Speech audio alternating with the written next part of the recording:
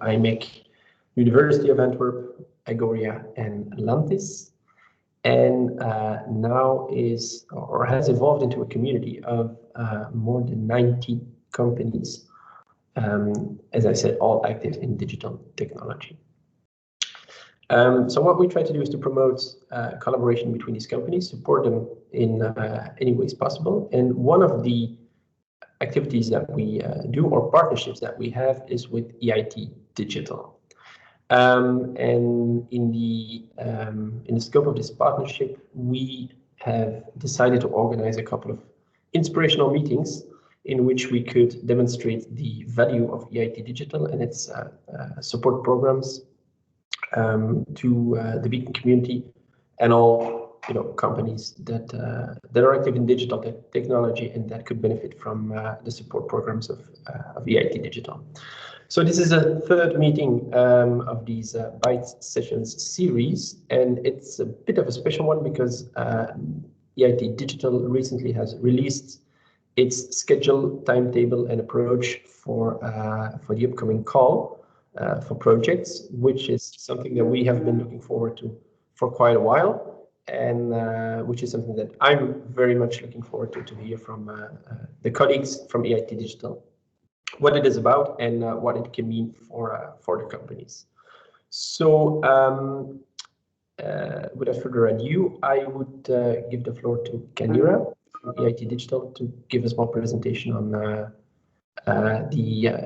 EIT Digital 2022 call, before then giving the floor to Astrid Philippron of imec for the presentation of EverAI. Oh, there's a poll. So Kanira, to you. So yes, there's a poll going. So just to know, if we are familiar with EIT Digital, that helps, of course. So I don't need to do the presentation. So that's great. We can put more emphasis on Astrid and more emphasis on questions that's going around. So thank you, Michael, and thank you, Astrid, of course, for being here. I'm just going to also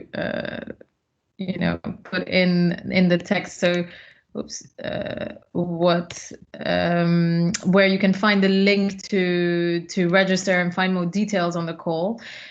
There we go.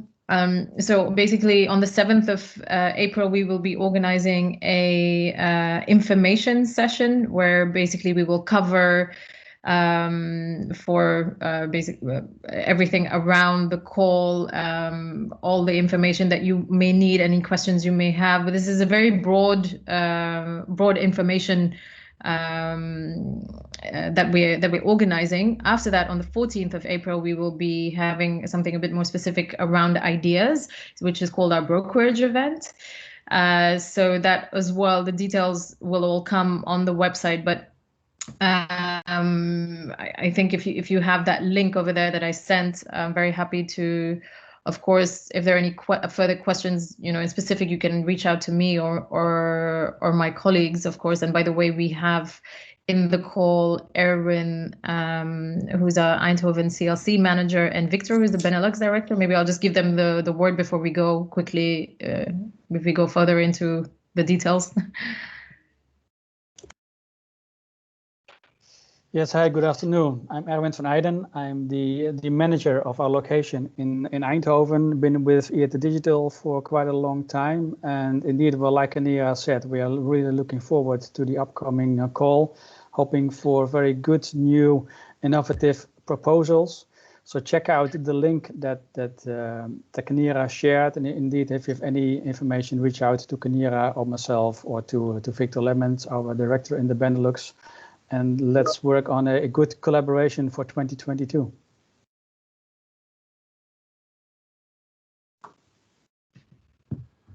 That was my pitch.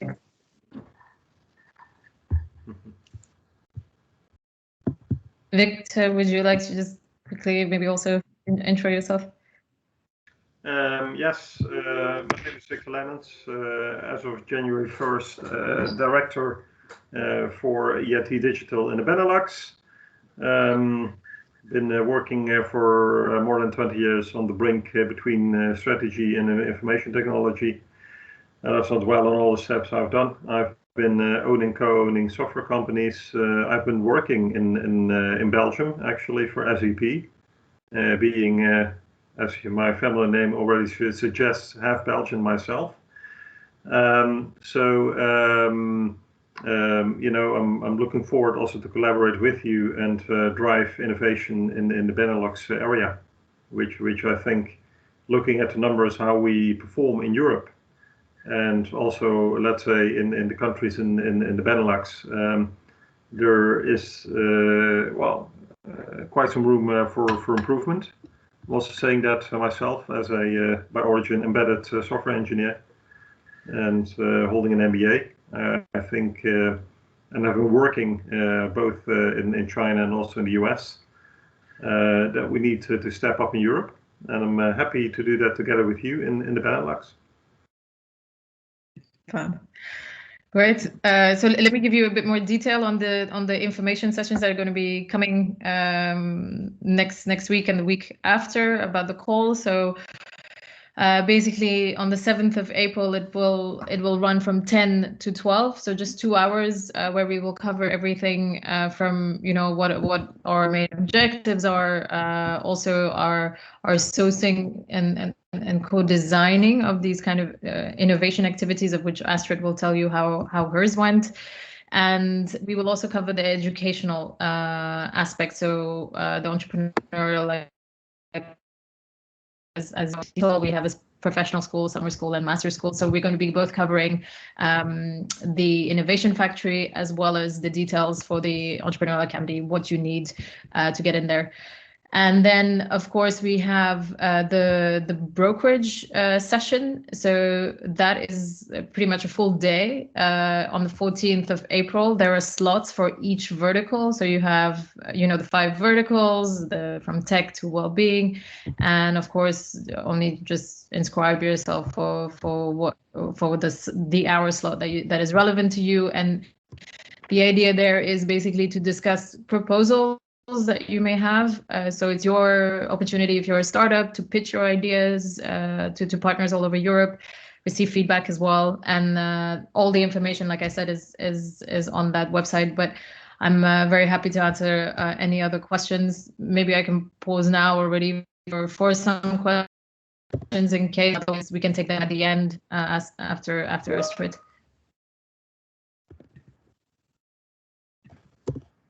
If there's nothing, then I would suggest that Astrid maybe go ahead, go for it, and tell us about your experience and what you with the whole proposal and EverAI in general. Would be great. Thank you. Thank you very much, Kanira. Thank you for the introduction. If I'm not mistaken, we were going to start with some questions. So it would be great if everybody here in the call can. I hope you all can see the form, can see the questions, and I'm really curious who's all in this call and what your interests are. So let's start maybe with filling in that poll.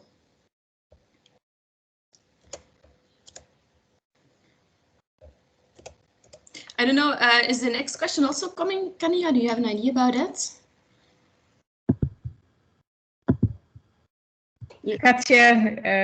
Katja is in charge over there. I think it would be cool to have the next question as well. Indeed. Yeah. Okay. To know where we can emphasize a little bit more.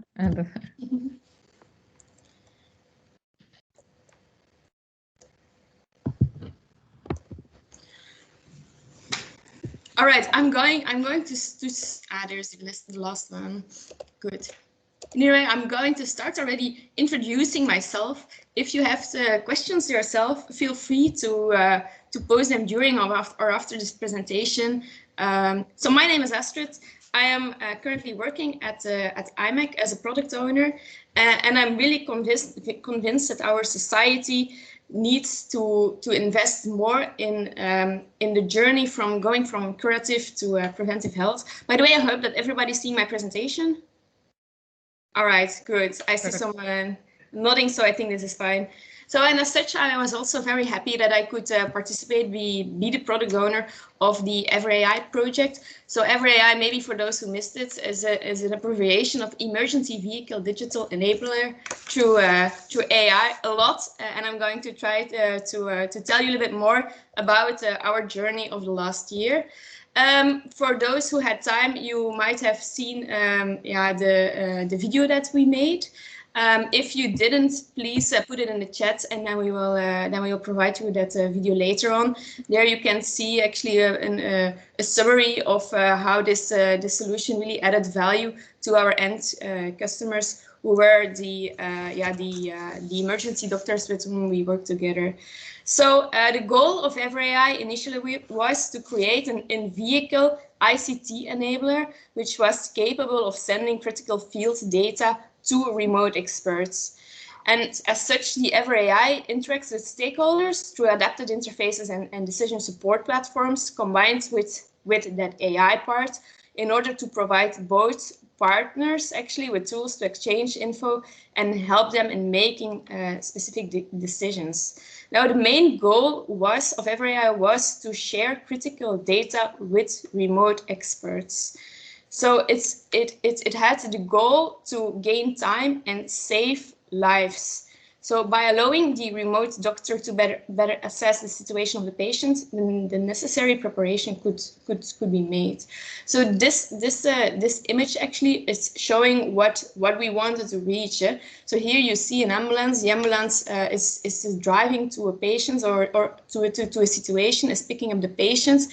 And what we saw is that at this moment, actually, the communication between the doctor in the ambulance and the doctor who is waiting actually at the hospital for the arrival of the patients, the communication between both is actually not really optimized. So this project had as a goal to help optimizing that situation, but additionally also making sure that both doctors didn't have too much administrative work to do, because their focus should be on the patient and not as such on the communication itself. So we focused here on the ambulance case, and more specifically also on a situation where severe medical emergency would require that the doctor is present in the ambulance. So for those who are not really familiar with the situation, the doctor is not always present in an ambulance. Sometimes you also, if the situation is not that critical, the doctor doesn't join us. So we really want to focus on that specific situation with this project. I hope that gives you a little bit more understanding about the focus of this project. So general information, we started this project in January last year, 2020, until December. So the EIT Digital projects, if I understand well, are always 1 year. The budget we received was a little bit more than 1 million. And the partners that were involved in this project, it was not only imec, but also Pippel and Genesis. So this here with this, I wanted to give you a little bit an overview of from the budget. We spent about 10% in the startup creation and 90% in the product development.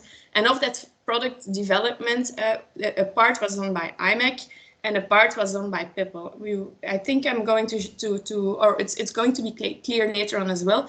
Pippel is that data science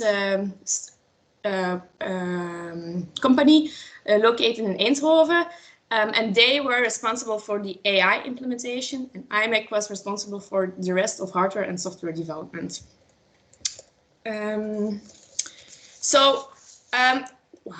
What I want to tell you today is a little bit more about the journey, how we started the project, how we realized it.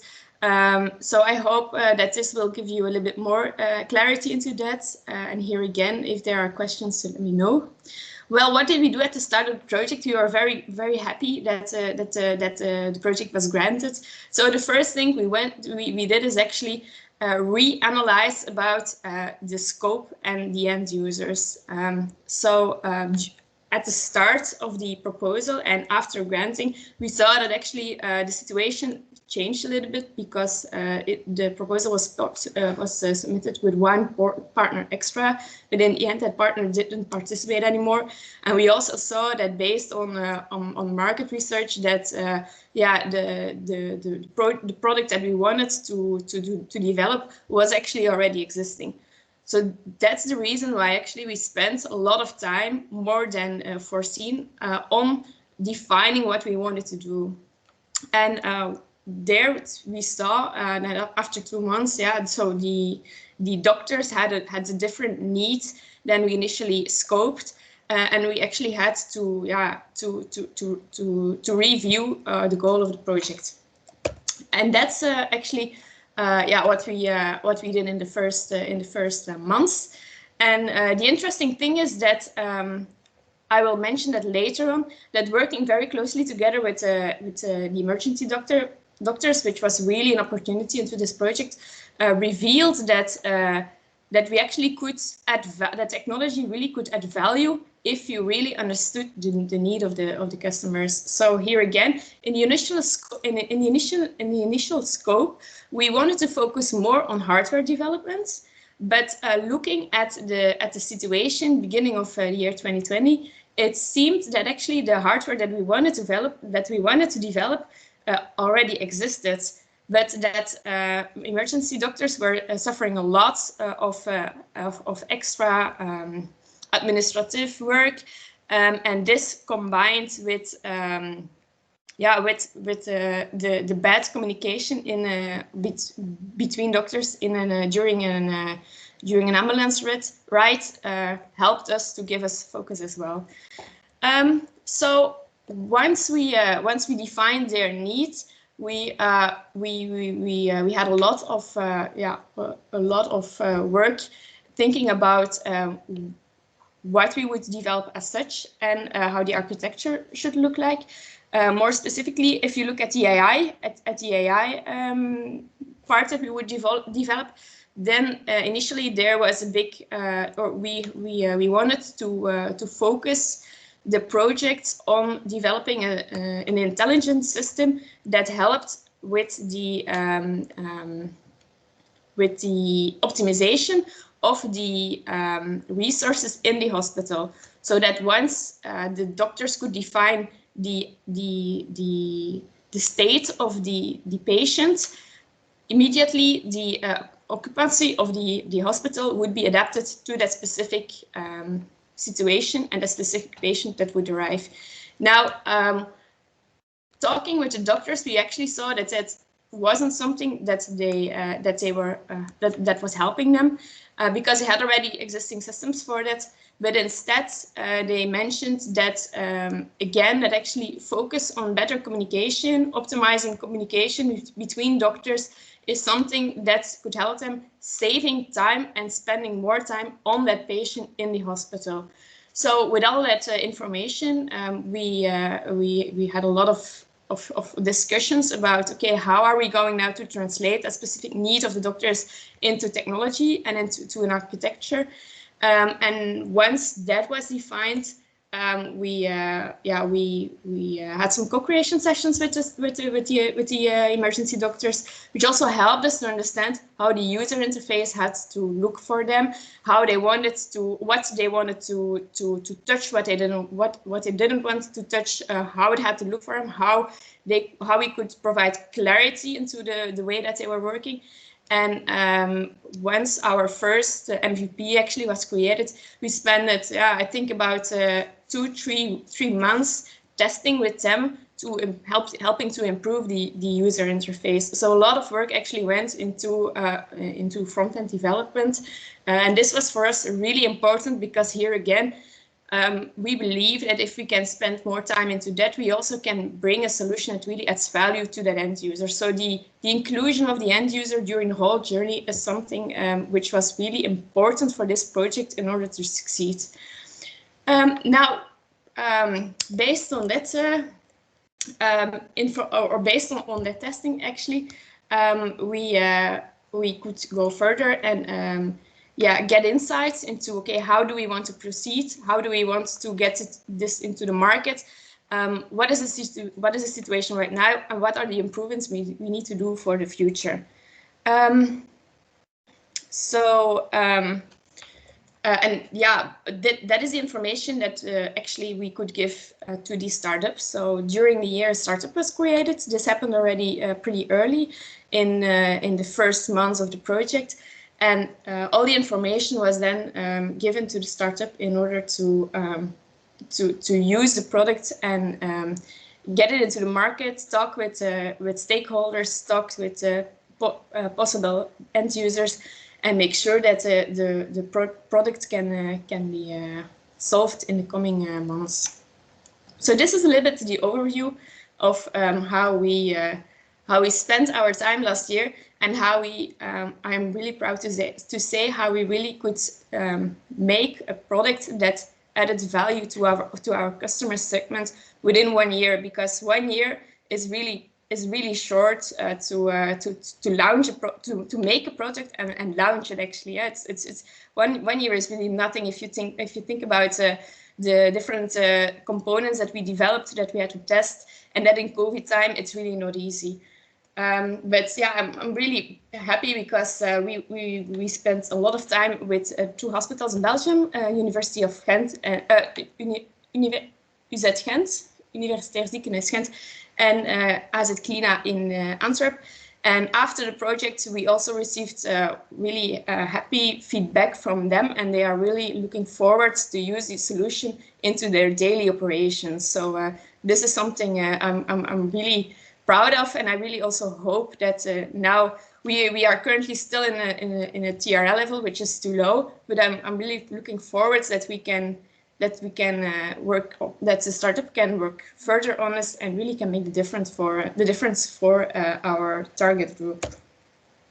So what did we do, or what do you see here?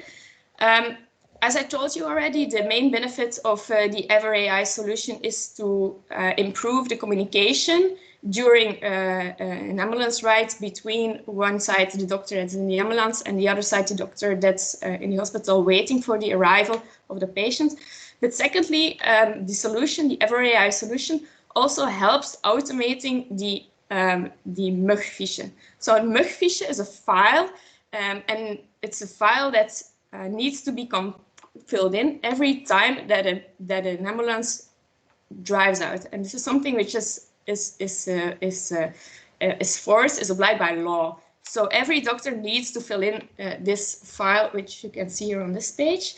Now, so the EverAI solution will actually, due to the information that's collected during the ride, will automatically fill in this file. And this is important for the doctors. It really helps them in improving their administrative work, because I don't know if you're aware what the situation is right now, but now they actually just write down everything on their glove, or they just try to remember it. And once they have time, when the ride is done and the patient is at the hospital, they try to find some time filling this in. But this also means that the information is not that precise anymore. So there is a big gap that we could overcome by automating actually the filling in of this file. This picture is actually showing how the UI, the user interface, is looking for the doctor who is in the ambulance and using the application. So what happens here first is that, I'm going back, is that the doctor is here through maybe important to mention, through a voice-to-text solution, is actually filling in this file. So he fills in who he is, and thereafter he can fill here more information about the hospital where they are going to, information about the patient, first name, last name, age, weight. He can update this information, and then actually at this moment the file is created and is shared with the hospital where the ambulance is driving to. And yeah, here you can see a button where you can start the recording. once you click on that one, this UI is opening, and here the doctor can use the speech to text solution to fill in all the parameters. So this dashboard has been developed in co-creation with the doctors, so that the information is very clear for them. For example, currently they are working with an ABCD scale, and this is also represented in this interface, so that they don't need that much time in order to understand what's going on. So what can you do here? You can, for example, the doctor can click here on this situation, click here on, and then through voice to text, the information that the doctor in the hospital is saying will be filled in over here. The same is, for example, here for the airways. If the doctor also clicks here on, then he just speaks in these different words, and then this will automatically be filled in. Now, so the doctor in the hospital is seeing almost the same view, but he gets more information. So the doctor in the hospital is not able to fill in anything. He only can see the information that is given by the doctor in the ambulance.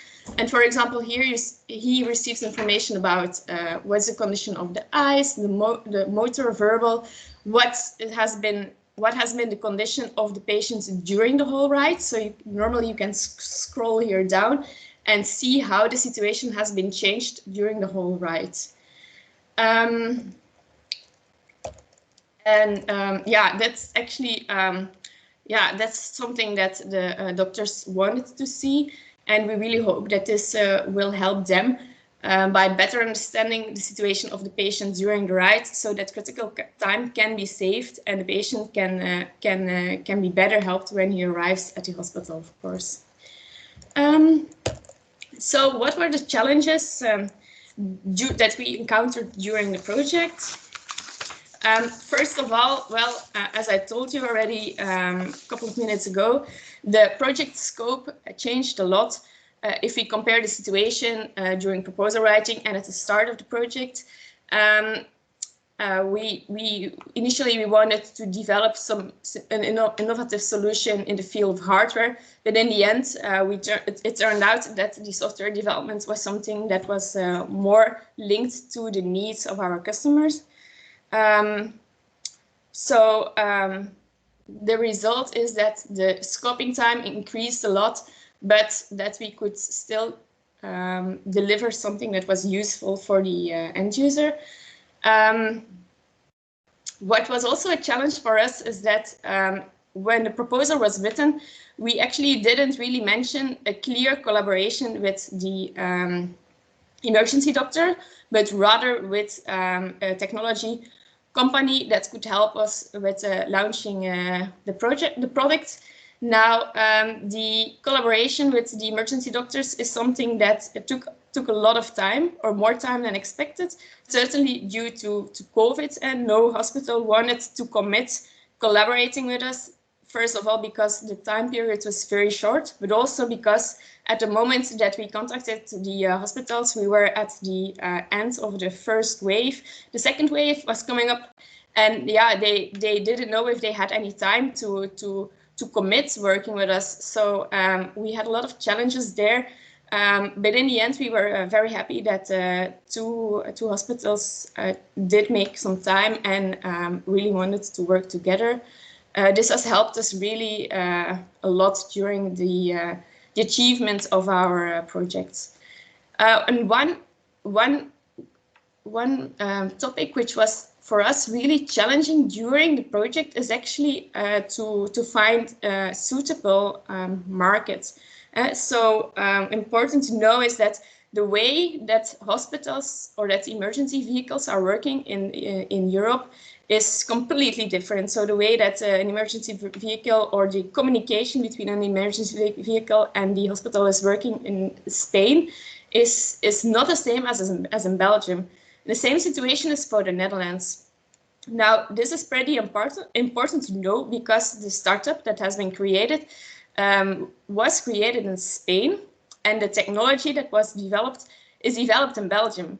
So due to COVID, we also didn't have any possibilities to travel, and all the congresses actually have been cancelled during this year. And this actually impacted the launching of the product in such a way that finding the right investors, finding the right partners to collaborate with has been a real hurdle for us, because and adding to this, it's also not easy to make a product in such a short notice using different languages. This product, for example, we have been focusing this project at this moment for the Flemish market. So the speech-to-text algorithm is also developed and learned based on Flemish words, but translating that into English or Spanish takes at least 2 to 3 months. So here we had a lot of discussions about, okay, what are we going to do? Who is going to be the market we want to target? And how can we then afterwards find an easy way to also sell it in other countries? But in the end, so we decided that the product will be targeted for especially Flemish and Dutch market, with the possibility to expand if there is budget to train the AI algorithm actually. So looking back, then what are the things that I really enjoyed and that where we really collaborate a lot on? That is, first of all, the co-creation trajectory that we spent with the emergency doctors is something that was pretty important. So thinking about, okay, who do we want to target? Who is the end user? What are the needs? Is something that has helped us to succeed in realizing a product that adds value to society. Then secondly, working remote and doing remote R&D and innovation is something that really is possible. COVID has limited us to travel, but despite from that, we had a development team in Leuven, we had a development team in Antwerp, in Ghent, and a development team in Eindhoven, and this still we were able to make a product and to test the product, and this is something that's pretty, that's something to be proud of. We could make the product, or we could develop the product, and I hope that also in the future more products can be launched from a remote way of collaboration, let's say. Thirdly, if you look at the time scale, then I have to say that 1 year for realizing a product and launching it is really short. So it's really important that the collaboration between the development team and the selling team is really tight. And so it's so important for me, or what I realized is that the smallest changes can make into the product can make a big can have a big influence on the selling trajectory. So if I was able to change, or to change something in the roadmap that we made, then that would be that we have to focus even more from the start on how we can sell the product once it's made. And fourthly, looking at the business plan, then it is important that you don't underestimate the work when the target market is far away. So we have to. It's really important to start as soon as possible, thinking about who we want to involve and how we can find new collaborations to launch this product and to help the startup in growing even during the project. So if we then look ahead, then I would say that at this moment, the product is still in a rather low RTL level, about 4 to 5. But it is a product that has shown its value at the end customer. So new budgets will really help us to go for those last mile and help us to really, for example, as I told you, to incorporate new languages into the AI algorithm and launch it and sell it even beyond the Benelux. And maybe important to know at this moment is that the startup is talking now with partners such as GE and Philips to see how this can be incorporated into their businesses, so that the value it is that the solution has proven already will be used to help new customer segments as well. So that's a little bit the way that this project has evolved in the last year, and I think that there are still questions. So please let me know, and I'll be happy to give you some more details.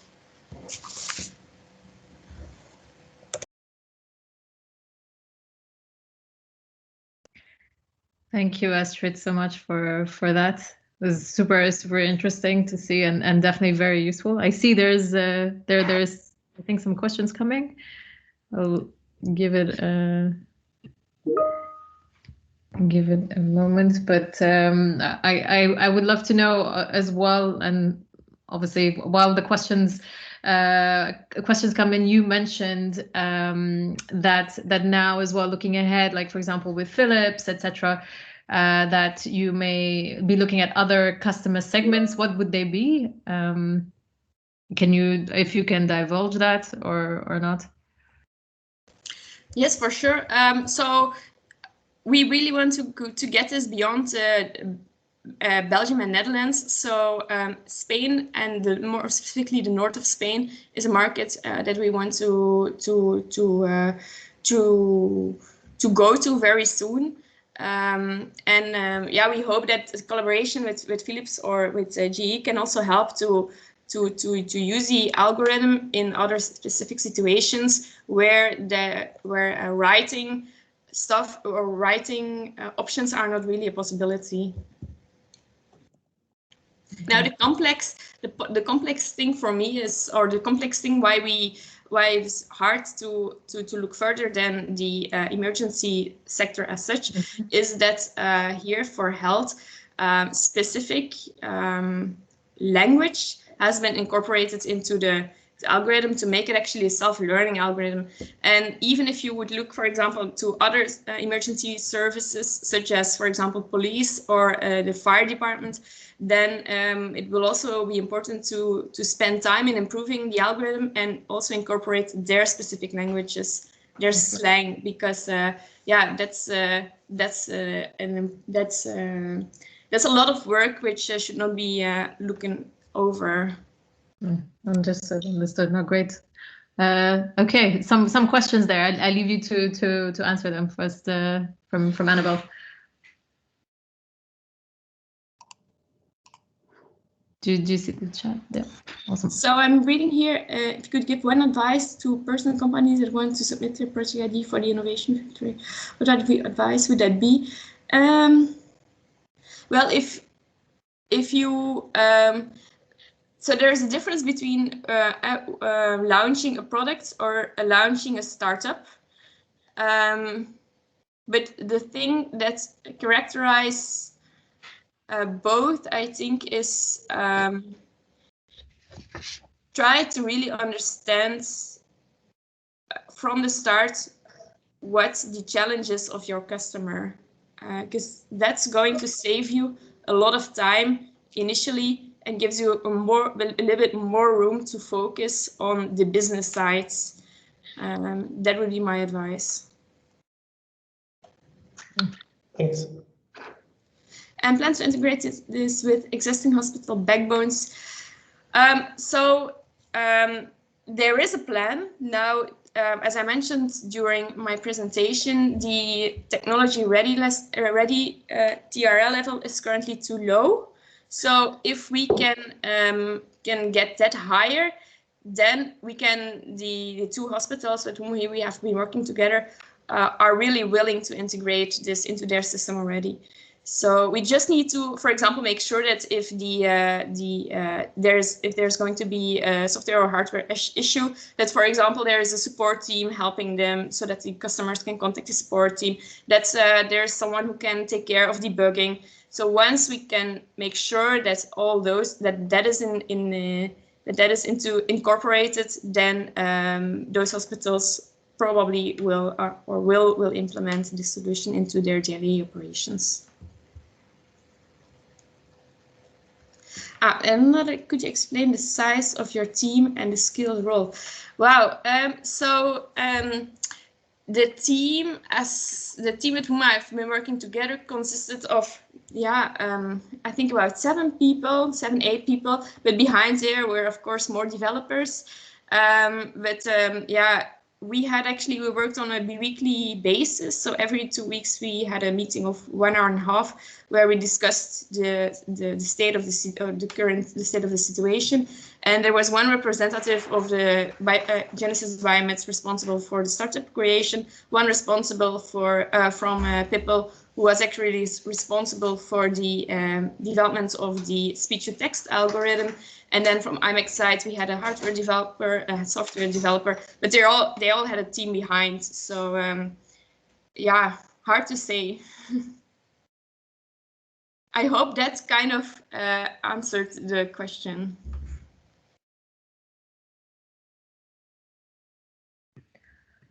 Oh, great. And so you spoke as well a little bit about the pivot earlier. Like, how long did it take you? Because I mean, you only had 1 year to a certain extent, like before you realized, okay, we have to look more into this.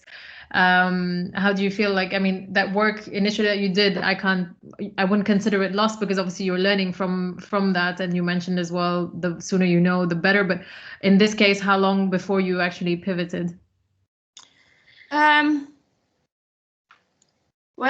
it's hard to say. So I think that the first contact we had with doctors started around March, and there we first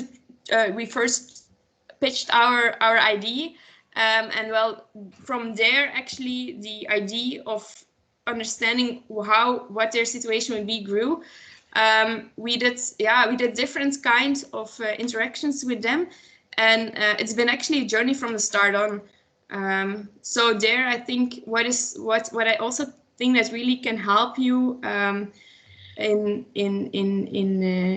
accelerating on a product journey and a product delivery is to closely work together with your customer from the start on and make sure that you're working on a product that is where the customer is centralized and not your technology. Because if you're starting from a technology and try to push that towards your customer, then I don't think you will be able to realize something at the end of the year for which you got a letter of purchase in 1 year time frame. Exactly. No, it makes sense, right? You want to build something that people will use. So yeah. Okay. And it sounds odd. It really sounds odd, but certainly in an innovative and technology environment, it is you see a lot of projects that actually don't really grow because an innovation is created, technology is created, but they don't really know how this can support current needs. Yeah, that makes sense. There's a question from Win. So, did you receive any feedback already on the concrete added benefits of the EverAI system, like in terms of time gained, increased efficiency, or is it too early? Well, we didn't receive this quantitatively, but we did get it qualitatively. So the emergency doctors already, really see the added value of the solution when we were testing this with them. So qualitatively there is, quantitatively we don't have yet, because the amount of tests are not sufficient to have received those results. Okay. Cool, great. And I mean, if any other questions, otherwise I'll just keep going. Just wondering how you dealt, because you spoke as well in the beginning that there was, you know, just a bit more maybe about how the process was to put in the proposal, etc. You said there was a partner also that pulled out, and how did you come across people? Was it someone you already knew? Was it through the brokerage events that, for example, we're organizing on the 14th? If you can just quickly highlight a little bit around that.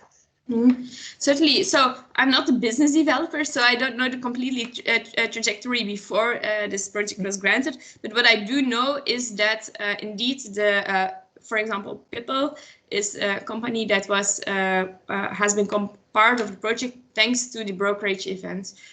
So the brokerage events is something I believe that's really useful in order to help finding the right partners that have already a certain amount of knowledge into the field where you want to work on.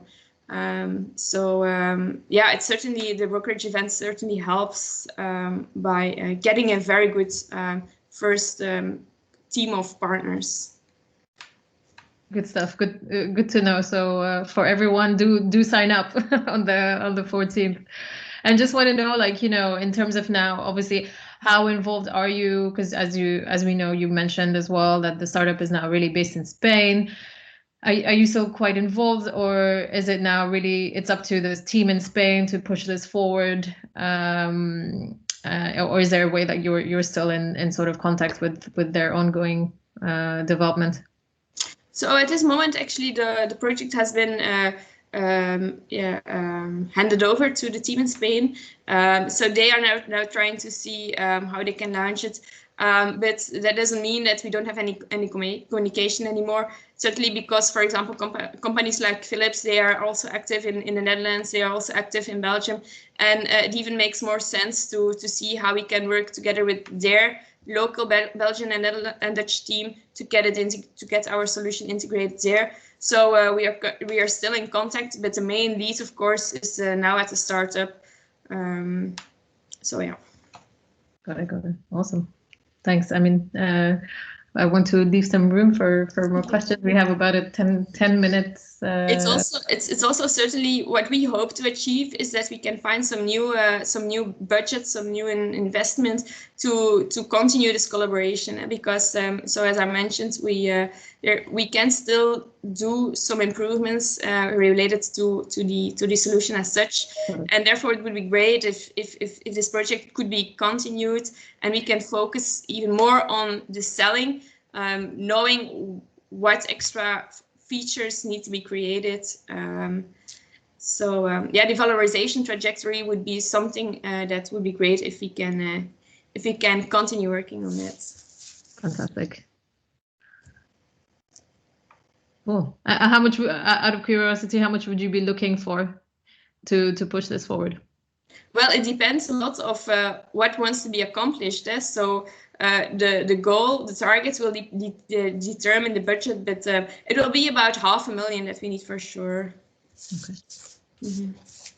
All right, a question from Annabelle as well. What ethical issues, which is a fair point, have you used from using AI?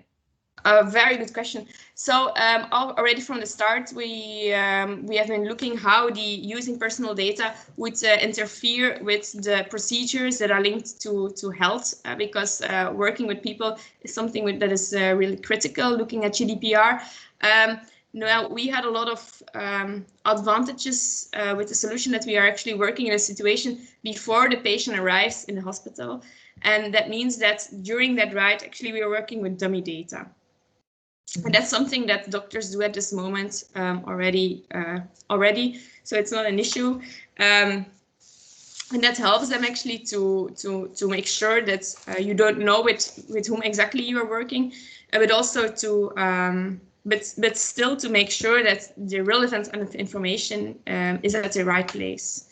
So doctors, they know when they've been in a call regarding a critical patient. They know even a day after, for example, what was the weight of the person, what was the length, what was the initial issue, and based on that, afterwards they can make a switch between the pre-hospital situation and then the identification of the person once it arrives in the hospital. Cool. Where will the recording of the event be available? I think this is related. Katja, I think she's in the Beacon. Oh, perfect. And so, yeah, there's no personal data. No, you don't store any personal data. No, that's right. Or not traceable in either way.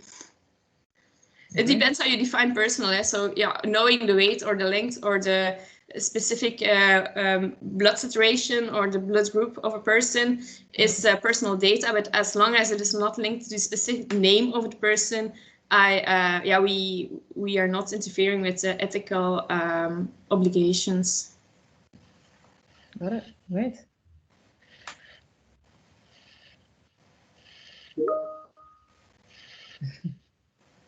Great. Well, we have about 5 minutes left. I mean, I know with the Beacon and Michael and Katja already love to thank you first as well. Very, very interesting, and obviously hopefully this will be taken up by more hospitals, by more doctors, and obviously maybe even broadening it out to the customer segment. So best of luck with that, and let us know if there's anything further we can obviously do to help that.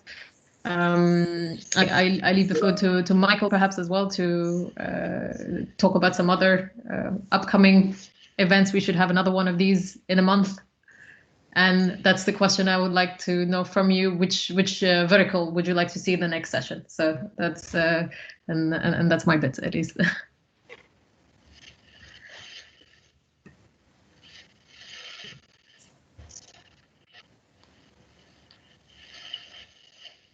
Currently strong interest for changing. Jenny, I'm going to thank you already for having me here today. And although I don't have any influence, of course, on the poll, I would say that healthcare is really an interesting vertical, because the investment into preventive health is something where we still can make so much change. So for maybe the interested in this call also make so much money. And it's really great to see how technology can support people and support us in getting us a better life, and something which is really necessary now that we are sitting even more behind our desks. Agree. No, definitely. Thank you very much, Astrid. Super interesting, very interesting project and journey in particular. I hope that this is inspiring to the audience and also to the people that will watch this video later on. From our side, we will, of course, promote the 2 meetings of EIT Digital on the 7th and 14th that are the info session and the brokerage session on the 2022 call. And we hope that there will be a lot of submissions or at least inquiries from our companies to participate in this call. Perfect. So yeah, thank you everybody. Thank you. And I'm looking forward to seeing you within a month for the next episode. Thanks so much. Thanks. Thank you. Bye-bye. Thank you. Bye. Bye-bye.